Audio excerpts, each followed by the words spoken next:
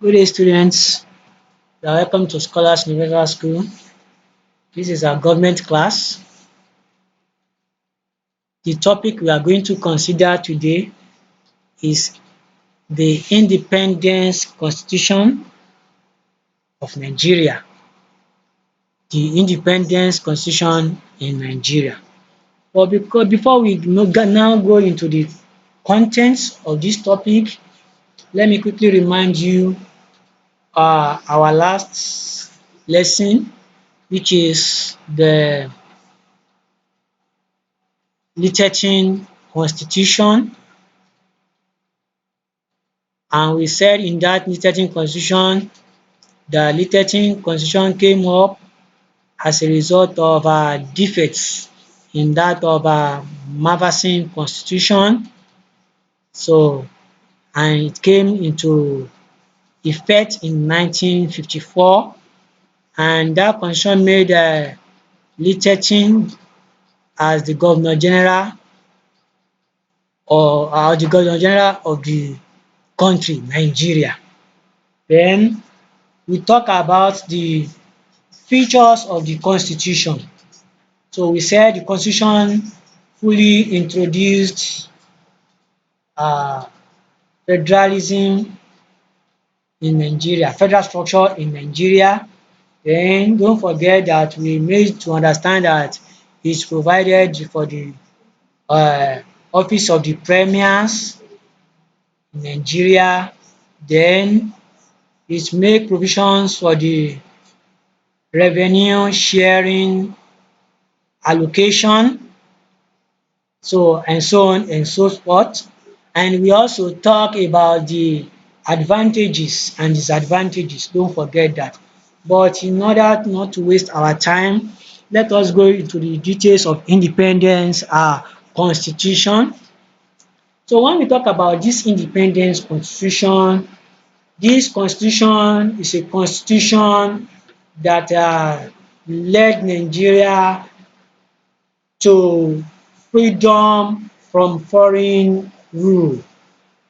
It brought out Nigerians from the administration of foreign rulers, that is the colonial masters.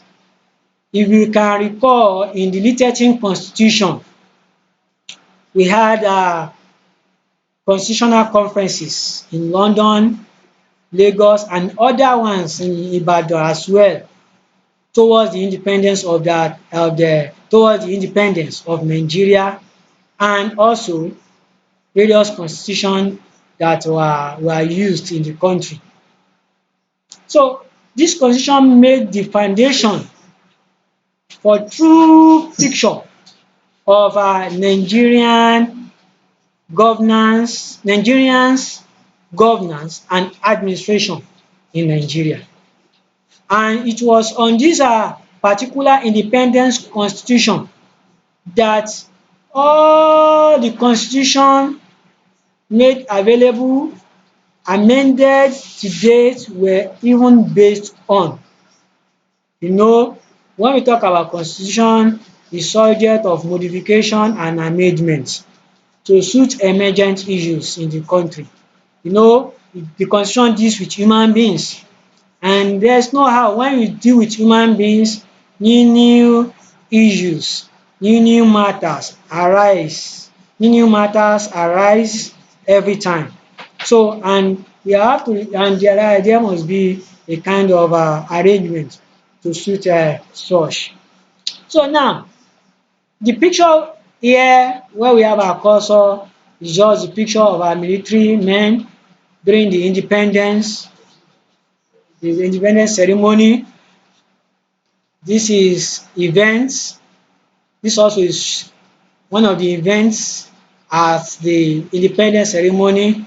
So here we have, here this is at my at our at the left here. This is Queen of England, who was acting as the head of state in Nigeria, and this was the person that was acting as the prime minister in the during the independence. and this order also order co-event participants. Now, let us now go to the con where we have the introduction here. So in the introduction here, the independent constitution of Nigeria will be attributed to the late 13th constitution, like I said earlier, of 1954, and that of 1957 and 1958 constitutional conferences held in London and Lagos respectively.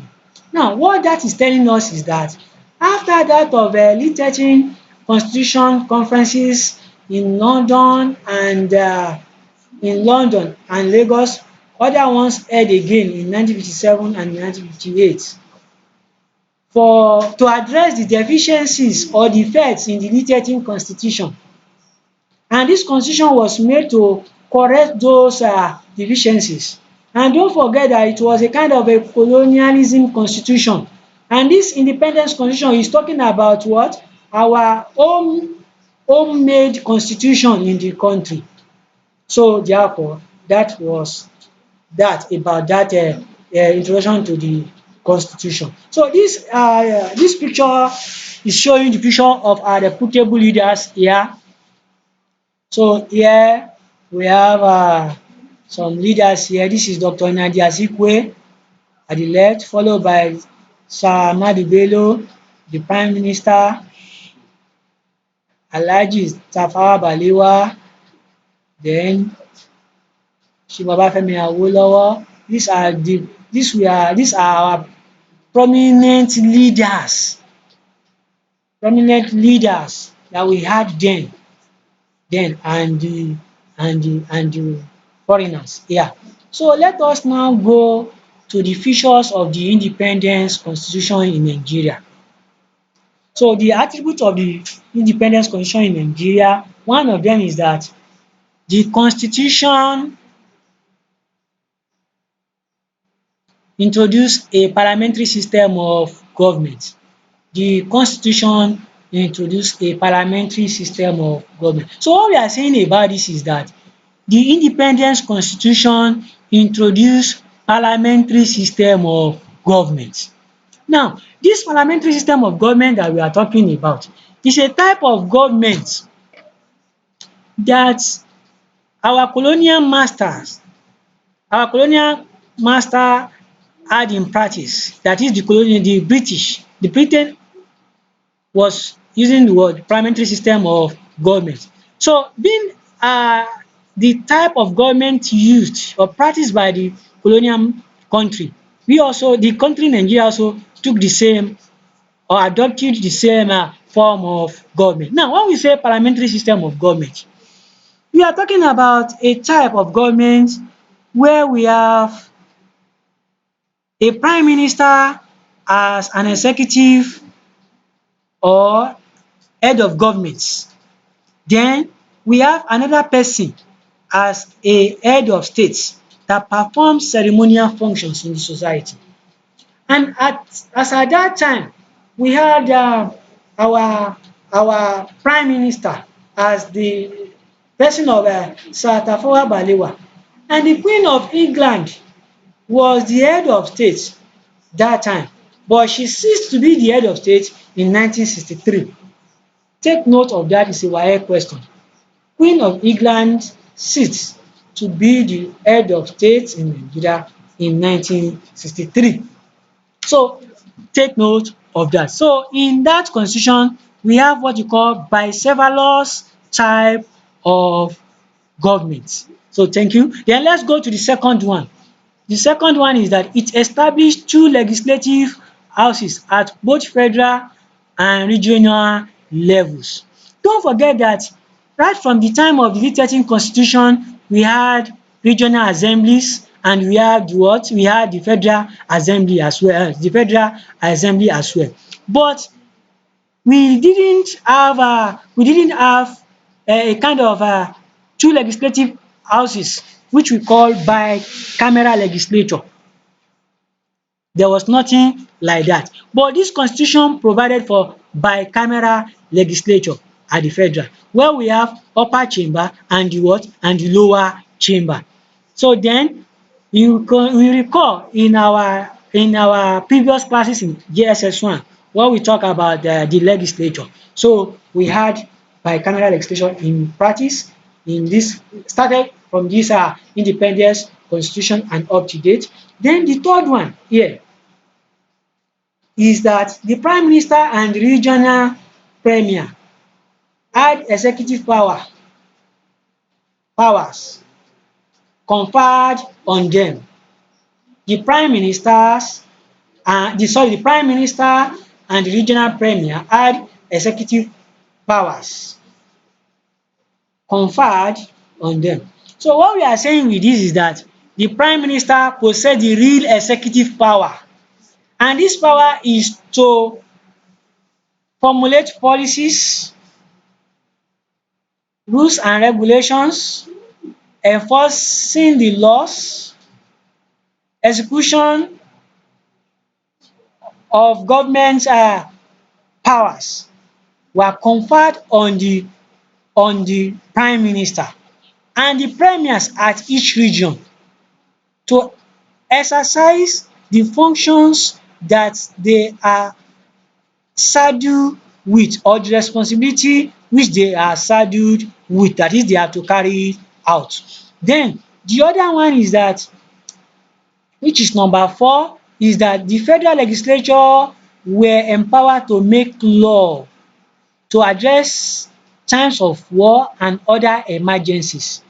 Now, unlike the previous constitution whereby the federal legislature were not given such power to make laws to address times of war or other emergencies, because because then there were colonial masters in administration, so they could not that could not be able to the such power was not given to the legislature.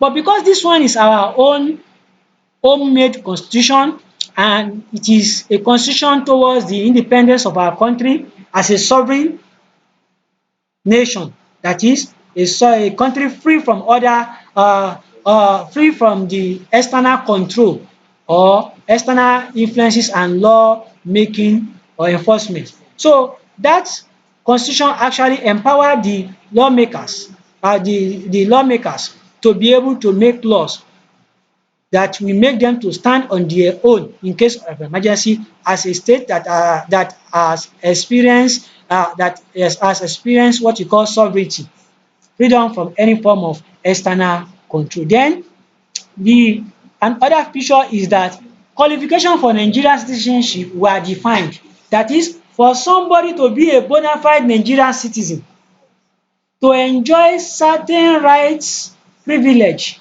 or to be qualified as a Nigerian.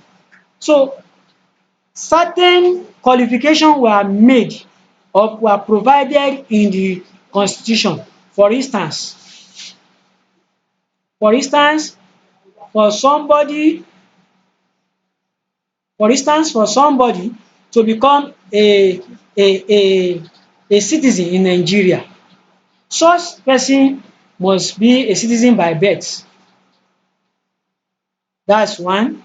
Or by descent, his parents should be Nigerians, or by marriage and by taking some oath of allegiance, or making some registration in the country. So all these were defined in that independence constitution. Then the picture we can see here, so is just the picture of the Nigerians at the constitutional development conference in the the legislature house in the north. Here is the picture for the legislators in the north. You can see it here. So then we move to the merit of independence constitution. So the independence constitution gave Nigerians some advantages. The independence constitution gave Nigerians some advantages. One of them is that of politically independence. So when we say Nigeria is politically independent, that is, the constitution made Nigerians to be free from political administration of the British government, British colonial masters in the country. So therefore, the application of this constitution in Nigeria made Nigerians to take absolute control of the executive and legislative arm of government. So the British parliament were no more acting as our parliamentarians in Nigeria, or British personnel were no more in the legislative arm of government in Nigeria. Then the second one is that, okay, before we go to the second one, and that brought about the benefit of having a true representative of Nigerians in the executive and legislative arm of government. Then the second one here is that member of international organization. That is, Nigerians were given Nigeria as a country was given the opportunity to join international organizations like Commonwealth of Nations, United Nation, ECOWAS, and all others like that. So that constitution gave Nigeria such opportunity to join other international communities and organizations. Now the picture we can see here is a picture of is Commonwealth of Nations picture summit here, which Nigeria also belong to. Then the other one is that economic independence. Economic independence. Now, another thing we are talking about here is that Nigeria became independent from British economic exploitation. Now, don't forget that initially the primary reason why we had British administration in Nigeria was because of our natural resources in terms of human resources and material resources, which served as our main source of economic and wealth in the country, which they were using to develop their own country. But with this condition, we were able to gain independence from this British economic exploration, whereby they will exploit our resources, natural resources, extract and exploit our natural resources, take it to their own country, make finished product, bring it down here and sell it to Nigerians at exorbitant price, having having taken or exploited our resources at a cheaper price to their own industries in their own country. And also establishment of the British industries here, whereby they use Nigerians as cheap labour in the course of what? In the course of labour production. Then number 4 is that political stability.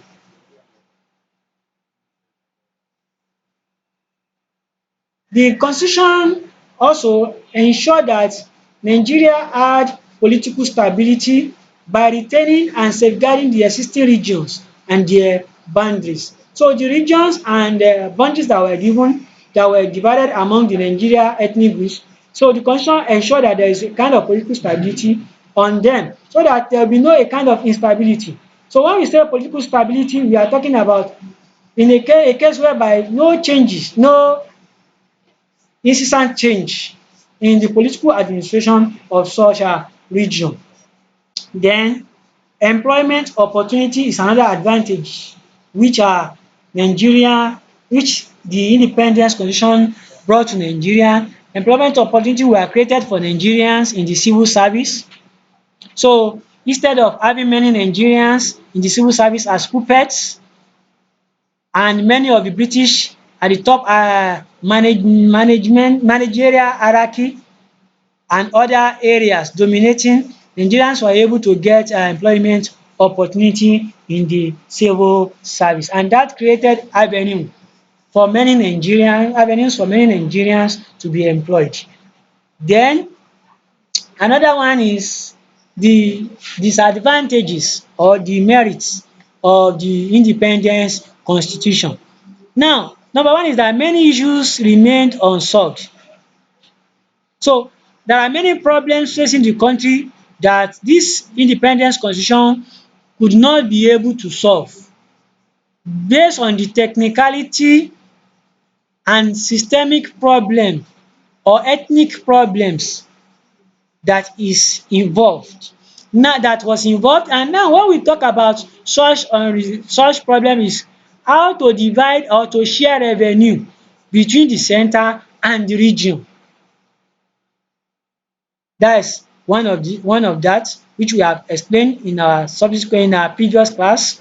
Then the other one is that which is number two here is that the legislative powers of the Nigerians were in out of the British parliament and not that of Nigerian's parliament till Nigeria became a republic in 1963. Now the powers of Nigerians in the legislative to make to come up with some decisions, rules, laws and regulations in the country were in the act of the British parliament, which was not supposed to be like that. It was supposed to be in the Nigeria parliament so that they could be able to come up with different rules and regulations, laws that will bring about better governance and administration of the Nigeria. But since this constitution is just a preparation towards independence, so activities in the Nigerian parliament is still subjected to the act of the British parliament in order to oversee the activities of such parliament. Although it was because Nigeria was just being given the advantage to rule themselves in the country. Then it was in 1963 when Nigeria became a republic that such power was given to the legislative act of that Nigeria parliament. Now don't forget that Nigeria became a republic in 1963. When we say republic, that is when Nigeria started to elect their representative that will represent them in the arms of government democratically. That is what you mean by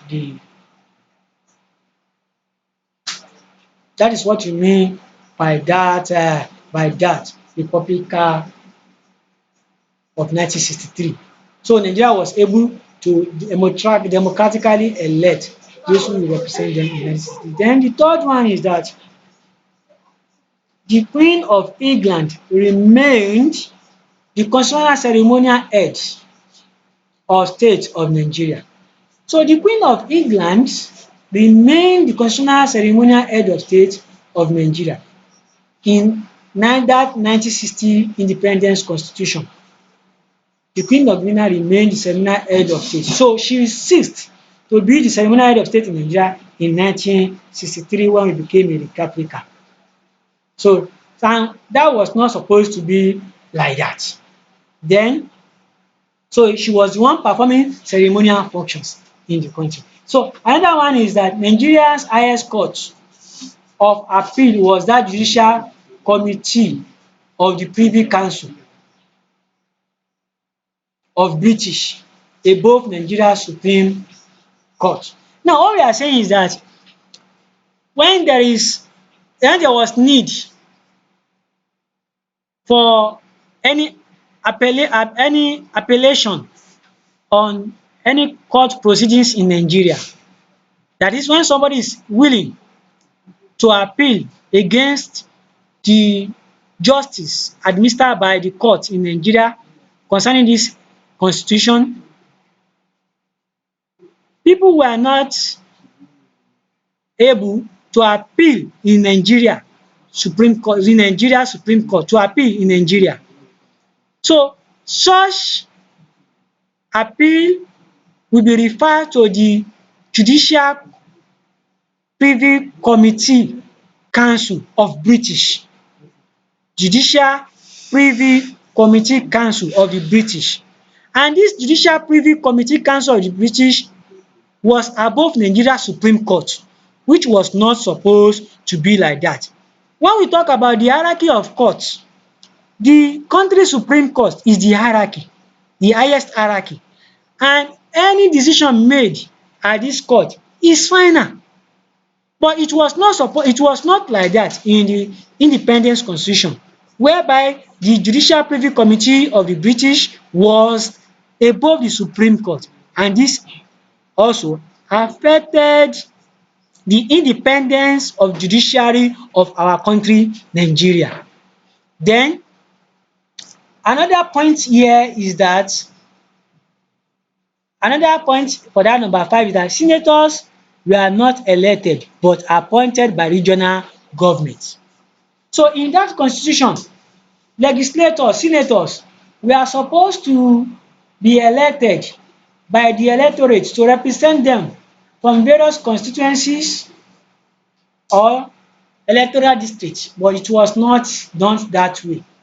But those in regional government were the ones appointing those who will represent at the legislative houses, which was not a true representative government in the country, in Nigeria. So therefore, we have a picture here. This is picture of Queen of England and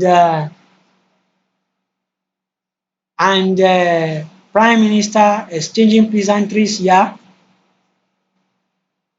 during the independence event. So, and this has brought us to the end of this topic. So don't forget that you had looked at introduction to that independence constitution, and we talked about the features of the independence constitution, the merits of the independence constitution, then the demerits, and here is the assignment to be done. So thank you for listening. Thank you. Stay blessed and stay safe at home.